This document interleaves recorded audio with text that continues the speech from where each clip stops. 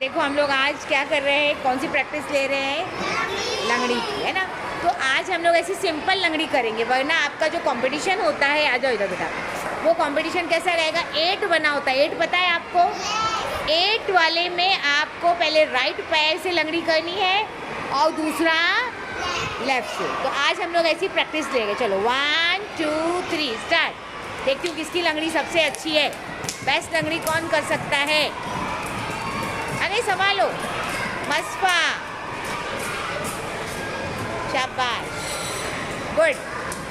Noorain number 1 है और इनाया भी है अच्छी, good, very good, very good, very good. थक गए, गिर जाते हम लोग, गिर जाते। शाबाश शाबाश, इनाया और नूरैन गुड है, वेरी गुड। कैसा लगा आपको लंगड़ी करके? अच्छा लगा? हाँ, चलो और प्रैक्टिस करेंगे आप लोग। चलो 1 2 3 स्टार्ट करो। शाबाश शाबाश शाबाश।